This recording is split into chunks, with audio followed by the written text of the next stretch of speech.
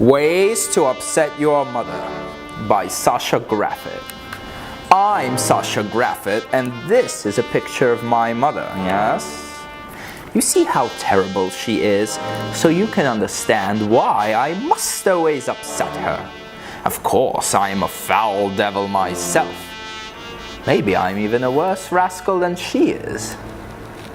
Maybe, I say, but according to the teleological, philosophical, episteme-mythological argument, the creator is always greater than her creation. That proves she is the greater jerk of us two. This is a picture of me.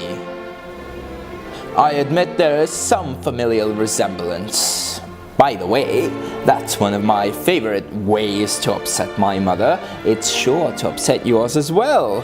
Riding my bicycle without a helmet. Hee hee ho ho, it's so amusing. When I see her fretting and wringing her hands as she plans her own terrible deeds, I squirm with glee and polish the hard leather bicycle saddle with my tight, round buttocks. Oh, she's a villain. She is a villain indeed. I'll tell you something. In the end, she'll think she's right. But what's life without a glorious fight? She's been doing this, the yelling in my head. She has silently harangued me all day. You see her tricks. She tries to corrupt my conscience and to turn it against me. But when she's talking, I let the nonsense in and out my ear. Approximately 100 of, "Did you hear?" will be more than she can bear. She's upset, you see, and I didn't. Ha ha hee hee. Me. Oh, I'll tell you how to upset your mother. It's easier than anything other. One way, simply disappear, don't call. Pretend like you're dead for as long as it takes. No effort at all. Wait for her to break. She will, won't she? She just wants to say something mean. Don't pick up. No way. She'll probably say something obscene. You wait. See. Show up a day or two later and say, "I've been bicycling without a helmet and no scarf either in this chill. Tee-hee." You hungry for more? I can give you 1,000 ways this minute to wage your war. You're a clever boy or girl, whatever. Find her fear and use it as a toy. Give it a whirl, whenever. Example here. My mother is always afraid I got pushed into the subway track. She's imagined my demise a million times, so I call her once, then twice, and thrice is fine if she answers, "Cut the line." Keep calling till she doesn't pick up. Leave her a message of screeching metal and horrible sounds cut off really abrupt. That'll make her really erupt. Ha ha hoo hoo. It's so easy to mess with that shrew. A casual one for me. She comes home and says, "How are you, sweetie?" I look into her eyes and I growl, or sometimes I howl. Know what you can do then? Make the house into an opium den. Invite Marzan and Tarzan to unwind amok in the smoke. Tell her a rotten joke. Yes, definitely do that. Oh, she schemes and conspires and at times goes much too far.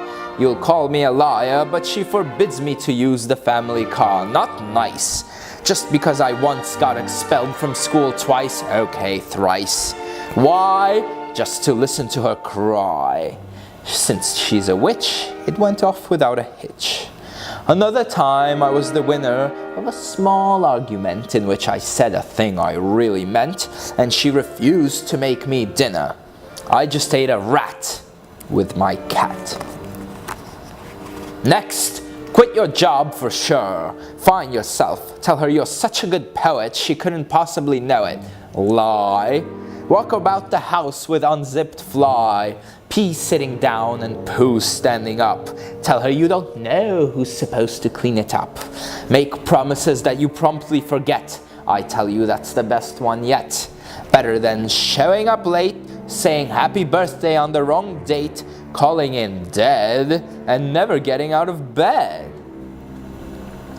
On the day of the very important thing you promised to do, show up drunk as a broken shoe. You throw up. You throw up number 2. And that's how I treat my mother.